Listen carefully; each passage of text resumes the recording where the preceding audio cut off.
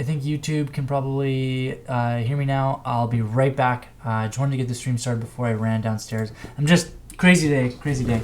I just set myself up to. I'll be right back. Sam's got a light too. No worries. What if the YouTube viewers can hear us right now because he has no headsets in? Can they? Mm. Hello? Oh, did you go look at the cats? Did you see the cats? They were running across the room. What's your intent, Pam? I can hear myself. Oh, does he not have... he He doesn't doesn't have his headphones on. Let's go! Poggers. I can hear you, Pam. What am I doing?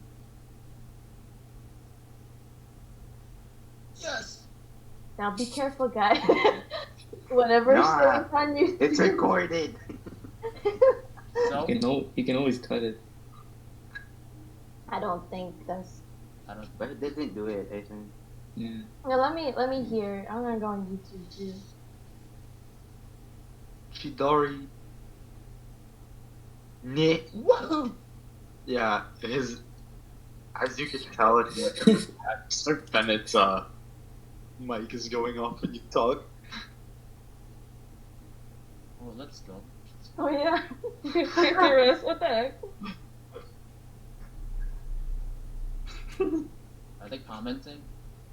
Now. Hey, YouTube chat, comment if you can hear us.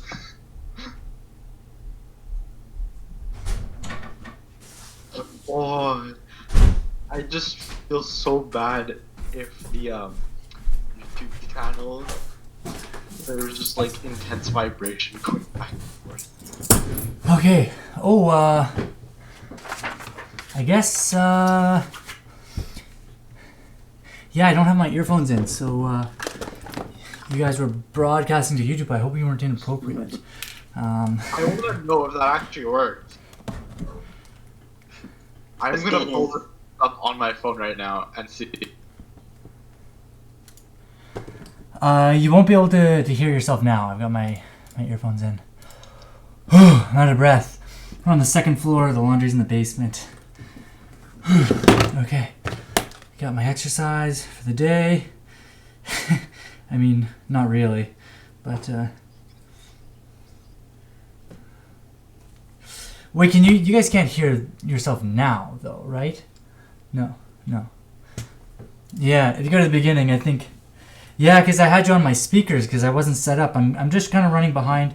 I just had a lot of stuff planned today, kind of really poor planning on my part. So let that be a lesson to you. Try not to do too much in one day. Like I said, I also have a loaf of bread that needs attention in 4 minutes from now. So, whew, okay, let's do this. So what we're going to do today is, I mean, maybe it's not that bad that I'm all busy because I want you guys to be doing most of the work today. So there's a question on here that I wanted to look at. And the one thing that we haven't really talked about too much with this topic is domain and range. That's something that we haven't really spoken very much about. So I'm going to give you a couple of questions, and these are going to be from the review at the end of the chapter. And, oh, excuse me. In these questions, I'd like us to make sure that we explain what the domain and the range are. Okay? So, let's see here.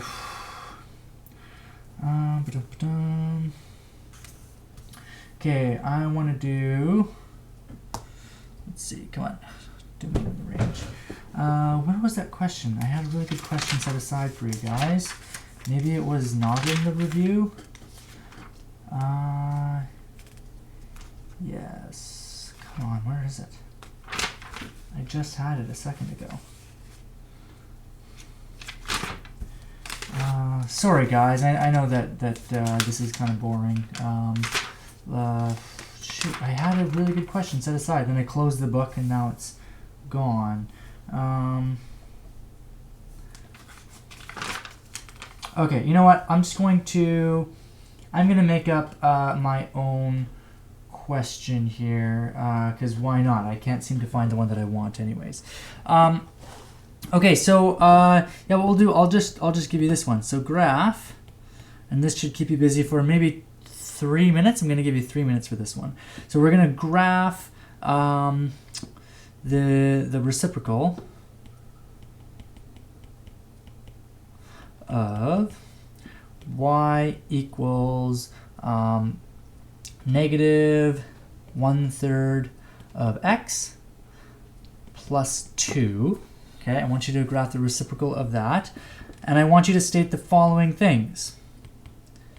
State all vertical asymptotes. Okay, so when I say all, I'm saying there may be more than one. Maybe not. Maybe there's exactly one. But just state all of them. And I also want you to state the domain and range.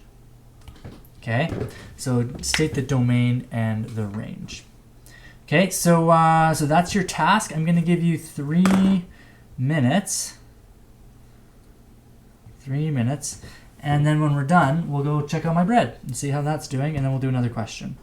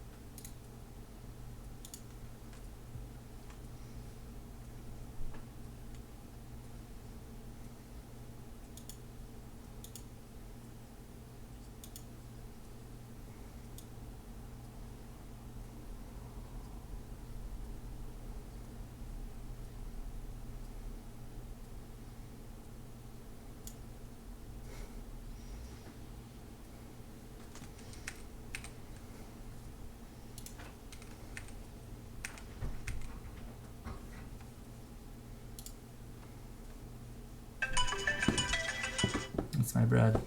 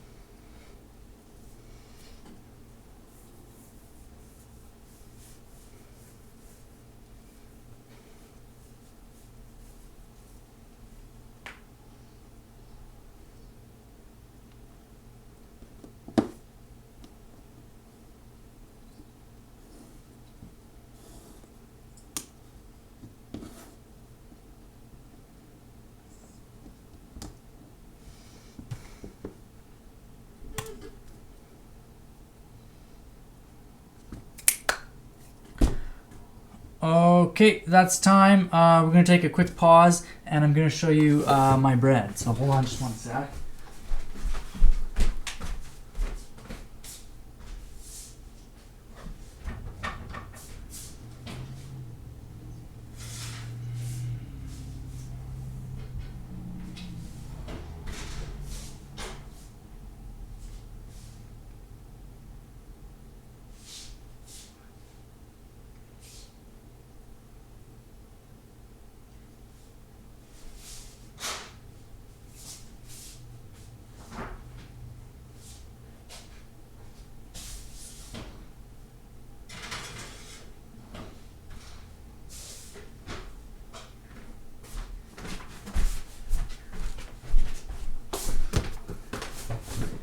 in hindsight, I guess I could have done that while you guys were working.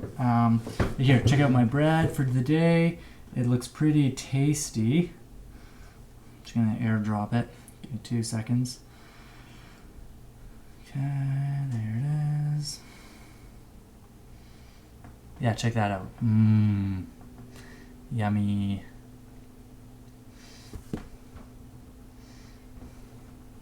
I think it's like maybe like a little bit smaller. Oops, that's my workout video. Where'd my, there we are. Yeah, yeah, I think it is a little bit smaller actually. I don't know why. I use the same ingredients. I think, you know what it was actually? I think my cats, like what you do is you put it in a bowl, right? And when it's rising, then you put some saran wrap on top of it. And then I think my cats went on top because I just noticed at one point during the day there's a big hole in the saran wrap. So I don't think it rose properly. Also, today's really chilly. It's been really, really cold outside. So my whole apartment is very cold, which doesn't really allow the bread to rise properly. You kind of want a warm environment for that. And it's too chilly. Okay, but yeah, we'll see. Oh yeah, I gotta set another timer for 15 minutes here. Come on, 15 minutes. There we go. Okay. Okay, so let's take a look at the solution to this one. So I will start by graphing the original function. So where is my grid? Yeah, there it is. Okay, get some nice straight lines here. Okay, so I'm going to start off by graphing y equals negative 1/3 of x plus 2. So here's the y-intercept at 2, and then the slope is negative 1/3. So that means I go. So my rise is negative 1. My run is 3. So I'll go down 1 over 3, 1, 2, 3, down 1 over 3, 1, 2, 3, and it looks something like this. And I'll connect those dots with my little geometry tool.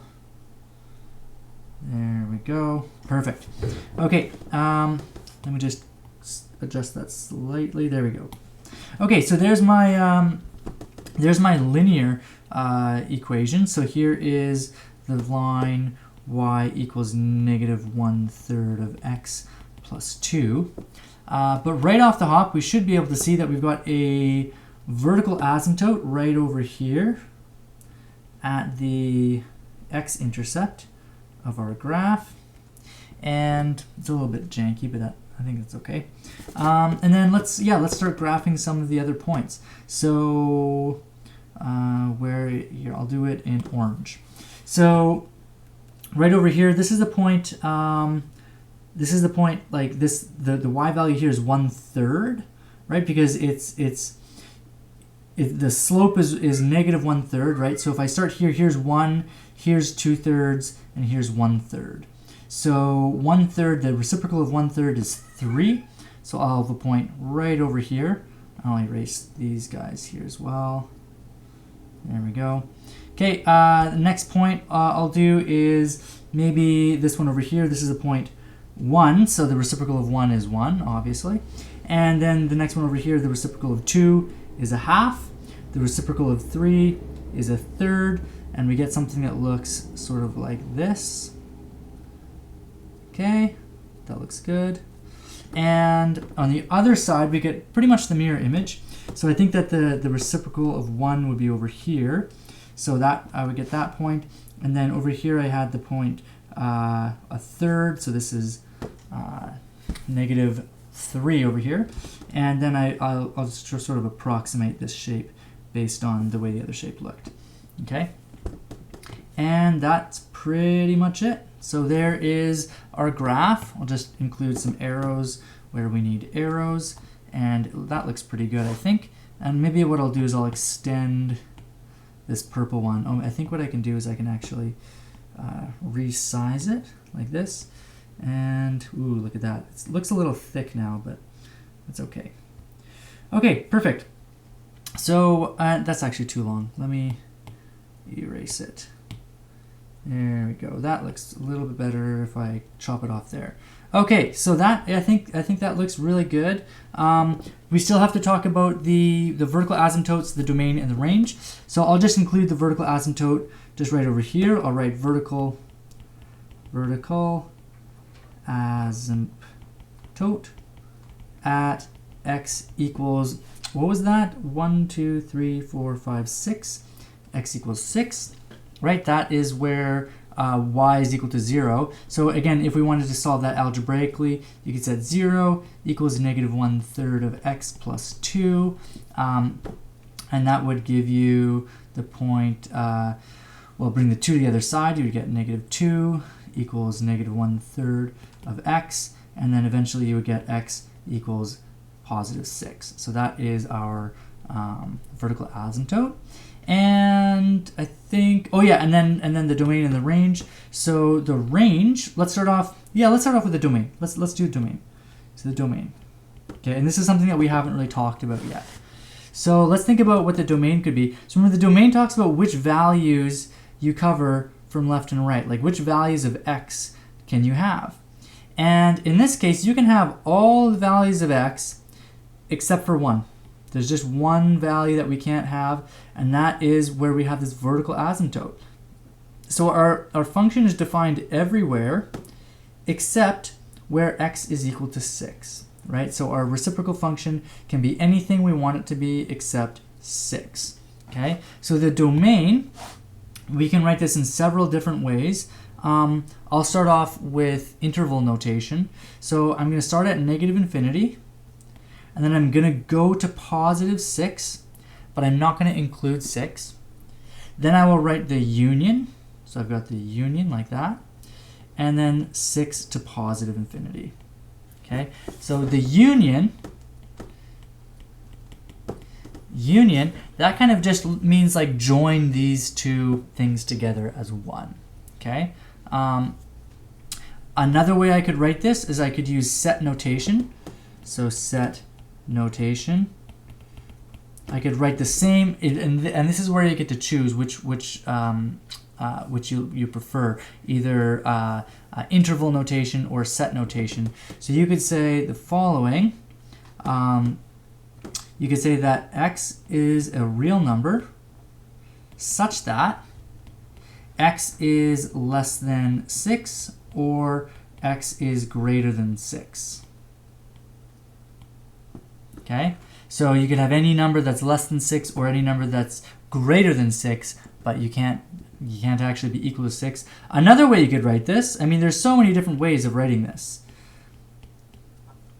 right? You could say that x is a real number such that x is not equal to 6. So you could say it could be anything except 6. And the last way I'm going to show you how to write it, and this is probably the way that that you would prefer. The only thing is, I don't know. I guess it's using some symbols that maybe we're not quite supposed to use at this grade level, but I think that it's useful to know about this anyways. I'll put it in a different color because this is something that's maybe a little beyond the scope of this course. But you could say that this is the set of real numbers minus this set, the set that has just the number 6 in it. So that's another way you could write it. You could say the real numbers minus. This is called a set minus. Okay, which is kind of nice because you've got all the real numbers, and that's really all that's happening here is that you're subtracting one value, right? So and this is useful if there are many values that you can't be equal to. You could have something like this. You could have like 6, 7, 12. Like if those are the numbers you're not allowed to equal, like those are your non-permissible values in your function, then yeah, you could just throw all of those into the set. We don't really use this set or this notation in grade 11 though, but maybe you find it interesting. But yeah, other than that, I gave you 3 different ways of writing the same set. So that's our domain. Let's talk about our range. So our range is basically the same concept, except we're thinking about what's happening when we go up and down, right? So what is happening when we go up and down? Are there any values that our function never becomes equal to, right? So remember, our functions act like an input and an output. So the domain deals with which values are we allowed to input into our function. The range is saying, what are all the values that are in our output? Like what kind of values do we get to see in our function? So what are our up and down values? Well, looking at this side of the orange graph, like there's no bottom to it, right? So it does start at negative infinity, right? But then we can pretty much get any number that's negative, but we never actually get a value that's equal to 0, right? We have kind of like a horizontal asymptote right here. Okay, so there's our horizontal asymptote. We don't get any values on the x-axis, right? Because we get values over here that are positive, we get values over here that are negative, but we don't get anything that's actually equal to 0. Okay, so our range, maybe I'll put our range just over here on the left. So our range is the following. Our range looks something like this. Okay, so I've got, why don't I start off with the interval notations first. So the range starts at negative infinity, goes to 0, and then we union to 0, positive infinity. Okay, here, let me get rid of this. Positive infinity. Okay, if you like to write a plus in front of your positive infinity, you're welcome to. I just write infinity. So that's our range. We go from negative infinity all the way to 0, then we stop. We have to do a little jump over 0, and then we can keep going. So pretty much any value except 0. So we can use set notation. Set notation. We can say x is a real number such that x is less than 0 or x is greater than 0. And finally, we could also write x is a real number such that x is not equal to 0, right? So we should be able to read this set notation and understand what it means. Okay, so that's kind of one of our goals here. Okay, how do I do the negative side? Okay, I'm just catching up with the YouTube chat now. Yeah, exactly. Yeah. Okay. So that is that question. So there's quite a bit of work that that came with that one. How am I doing for time here? So I'm going to introduce another problem here, and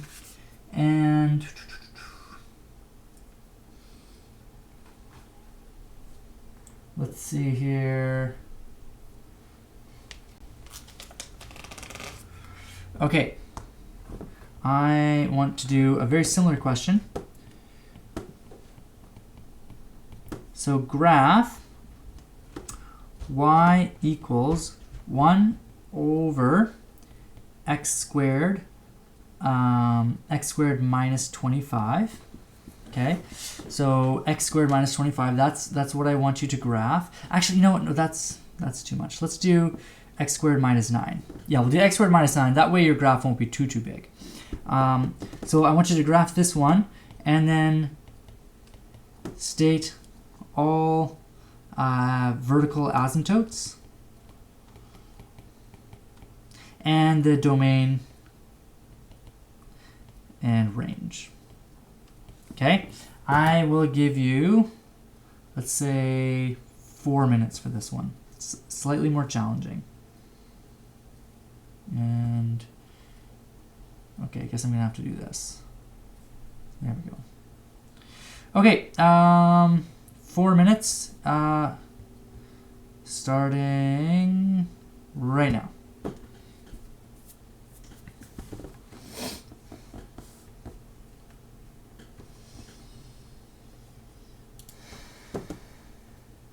Oh, I'll address your question in the YouTube chat after this 4 minutes is up.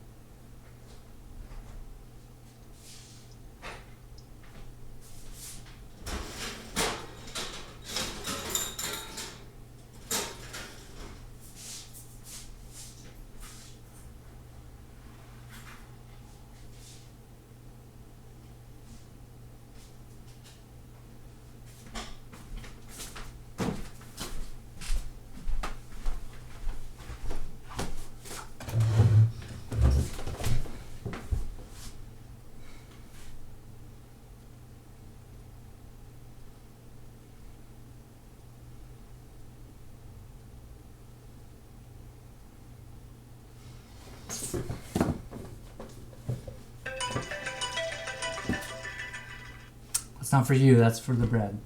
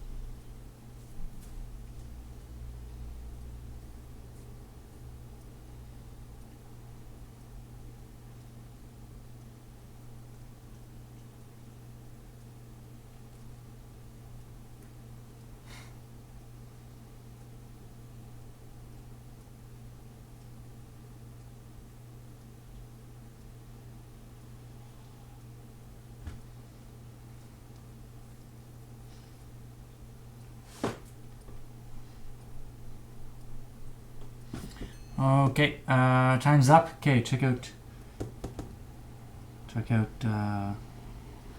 my loaf of bread. Pretty sweet, I have to say. Yeah, look at that crust. Oof. Yeah, so that turned out. It looks really small though. It's a little bit smaller than it normally is. Which, I mean, it's not so much about size; it's more about density. Like, you don't want it to be too dense, right? You want it to be soft. Okay. So let's cover this now. I do want to be clear about something. So this just came up in the YouTube chat about using this. You cannot condense this into one set of brackets, because just to be clear, just note, just as an aside before we actually start answering this, I just want to note that the interval negative infinity to positive infinity, that's equal to the set of real numbers. That's all of the real numbers. That's all of them, right? So 0 is in that set, 1 is in that set, pi is in that set. Any real number is in that set. So you can't squish them together. So what negative infinity to 0 union 0 positive infinity means is this is all negative numbers, right? Keeping in mind that 0 is not a negative number. These are all the numbers that are less than 0. These are all the numbers that are greater than 0, or in other words, positive numbers.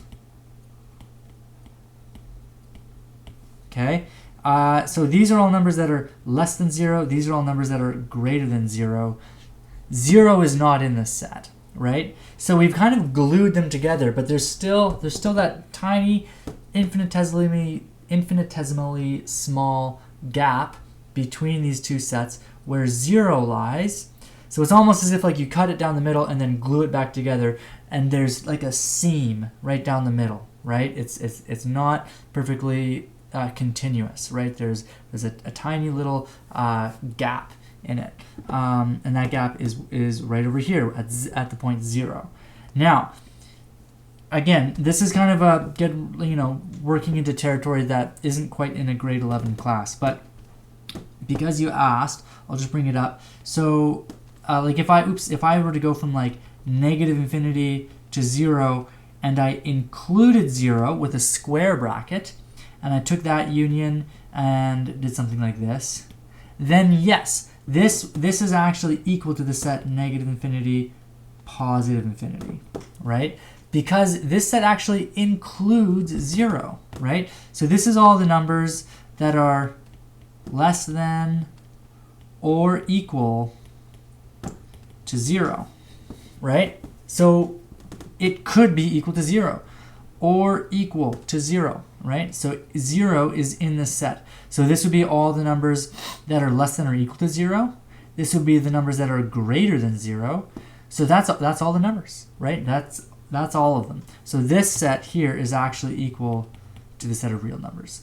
This one is not. This is not equal to the set of real numbers because it does not have 0 in it. It goes all the way to 0. There's a little jump over 0, and then goes on and on forever in the other direction. So I hope that answers your question. So all of this was in aside. So we'll kind of make sure that this is not confused with what we're about to do. So there you go. Doesn't really show up very well in the dark mode, but I think you get the idea. Okay, and I'll do this as well. So okay, let's talk about this function here. So we're going to graph y equals 1 over x squared minus 9. So 1 over x squared minus 9 is the reciprocal of x squared minus 9, right? I mean, that's what it means to be a reciprocal, the 1 over. So let's graph. So let's graph y equals x squared minus 9, and then calculate the reciprocal, or graph the reciprocal of that, etc., etc., etc.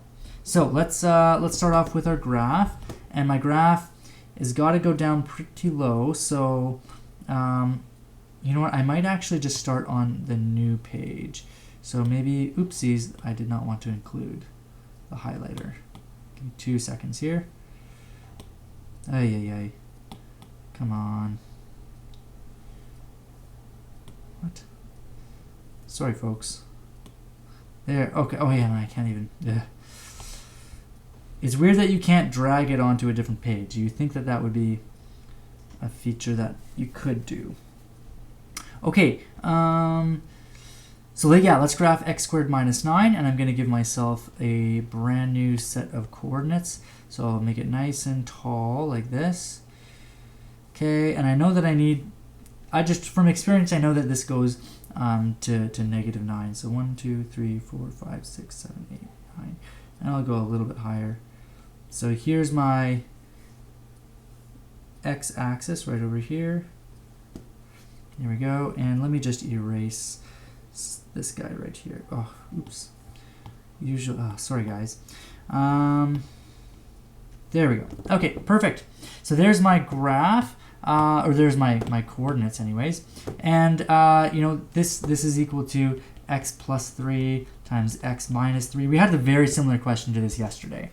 So here's my graph here, here's my x-intercepts, and then the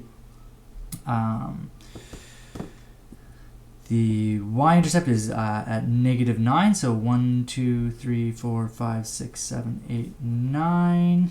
Okay, and I'm going to get something that looks like this. 1, 2, 1, 2, 3, 4. There we go. Okay, and so there is the quadratic that I'm trying to graph the reciprocal of. Let me just get it a little bit better. Okay, that's better. Oh, what? It just disappeared on me. One more try. 3rd time's a charm. Excellent. Okay, there's my graph. I want to calculate, or I want to graph the reciprocal of this. So I'm going to start off with the vertical asymptotes. So I've got one over here, right? So here's my vertical asymptote. I need my glove. Where did I go? There it is. Okay, the other one is right over here. So here's my vertical asymptote on the left. Okay, so this is what my reciprocal function is not allowed to be equal to. Now let's start graphing some points, and I'll do that in purple. So let's see here. I'm going to start off with the vertex of the parabola, which is going to be at 1/9, so all the way down there. Now, I have a feeling, did we actually do this exact same one? No, we did something very similar to it, though. Yeah, that was very similar. Okay. So yeah, that's 1/9. The next one is 1/8, so just basically almost at the same point there, right? And then the next one is 1, 2, 3, 4, 5, 1/5, right? So 1/5 is still less than a half, like quite a bit less than a half, like it's more like a quarter. And then finally, we can kind of estimate where that point 1 is, that intersection, which is right over there. And this is what our function looks like. It's like a pretty stark angle that it's got there, but the angle kind of shoots up like this, whoosh, like that. So it looks like these lines are going to look a little bit harder, right? It's not going to be like this nice gradual bend. It's going to be like, okay, these are all very small values, small values, small values, and then all of a sudden we hit 1 here, and then whew, we just kind of shoot off, right? Because between this area and this area, we actually end up going all the way basically to negative infinity, right? So that angle, that slope here is very, very steep, right? It's very steep in the negative direction, and same with over here, except technically this is positive slope. Okay, so that's that portion. Now let's graph this portion here. So I'll start off on this side, and then again here's my the point where the reciprocal is just 1, because the reciprocal of 1 is 1. And then yeah, basically all that's happening here is that we're gonna just have a really, really big numbers over here, and then once we hit 1, then boom, it's just gonna peter off and stay close to 0. And same thing over here. So really, really big values, and then whoosh, really, really small values, like that. Okay, so there's my graph. I think it looks pretty nice. Like, can you imagine at the beginning of the year if you looked at this graph and like you would be able to say, yeah, I'm going to be able to graph something like this. Like they look pretty complicated. They look kind of messy, but I think they're really beautiful in that they've got a lot of symmetry and cool aspects to them. So yeah, maybe next class what we can do is start looking at Desmos and see how Desmos can graph these things really well for us. Okay, I still need to talk about the vertical asymptotes and the domain and the range, and then we're kind of out of time. So it's the vertical asymptotes. So this time we've got 2 of them. Here we've got one at x equals -3 and x equals 3. So those are my vertical asymptotes. The domain, I'm going to use interval notation for this. I'm just going to stick to 1 now. So the domain, well, we start at negative infinity, right? We have no bound on the left, right? Like we keep going forever. Nothing else interesting happens on this side of the graph. So we effectively start at negative infinity. Then we go all the way over until boom, we hit this vertical asymptote. Nothing happens on the vertical asymptote, right? We do not have a value there. So we go to -3.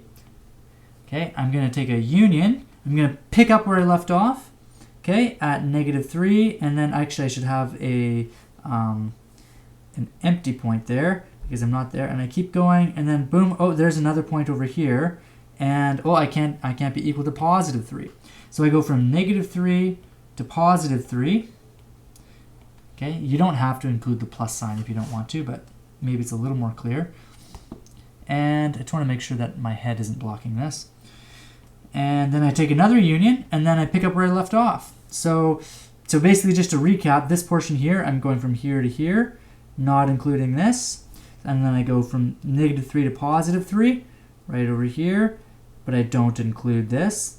And then I go from +3, and I keep going, and there's no limit on that, so I go from +3 to +infinity. Okay, I don't know why I put the plus signs there. I don't really like the plus signs, so I'm gonna erase them. So yeah, so this is what we look like, and I'll just kind of make it look a little more nice for us.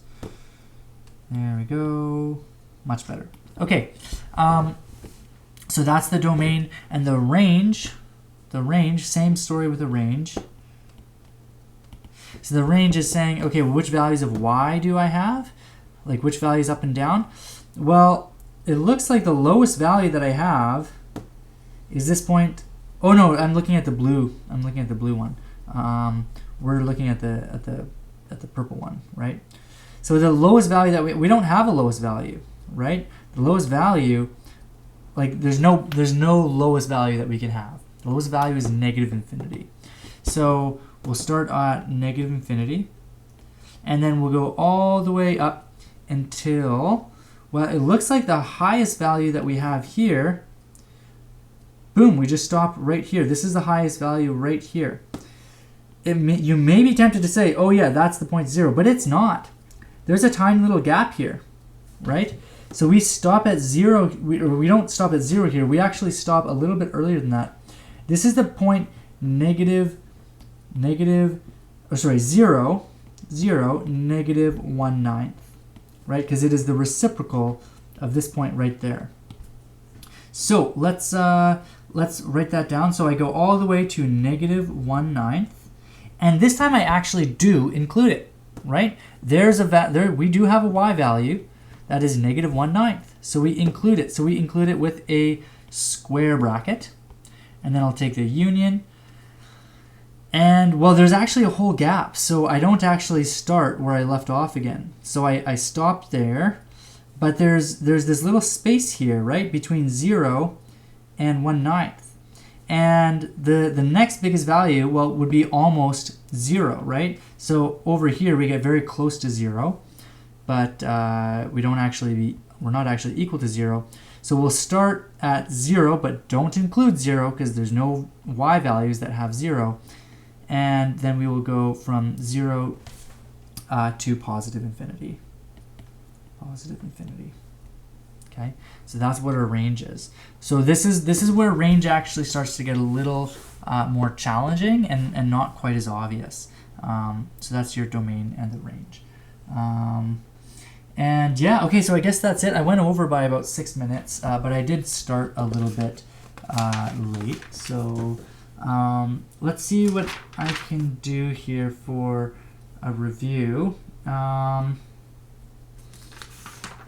Okay, what I'd like us to work on, so our homework,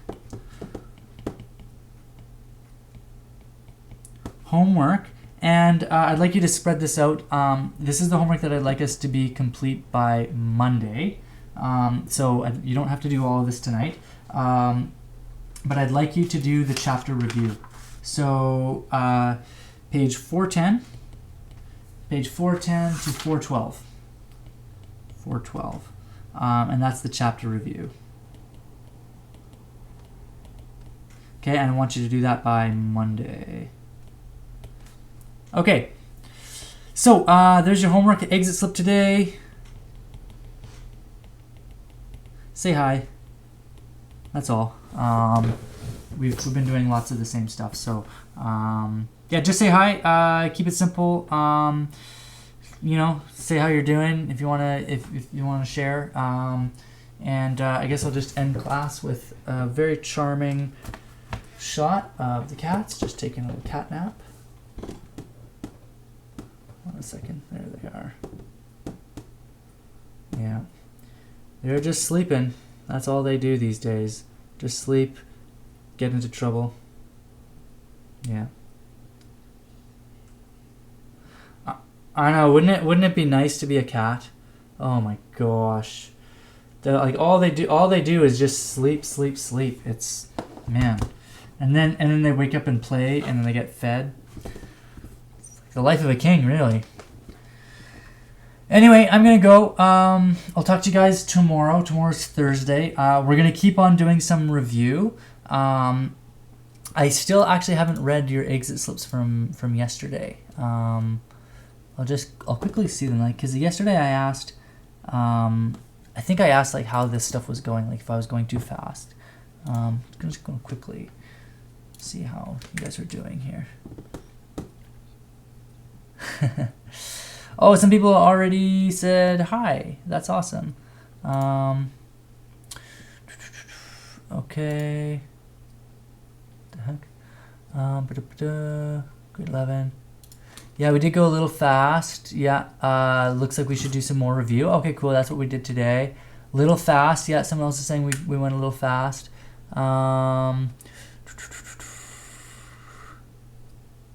Okay, yeah, this is a different one. Okay, yeah, good. I think chapter 7.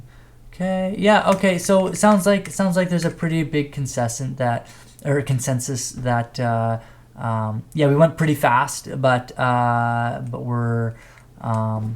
it's good to do a bit of a review.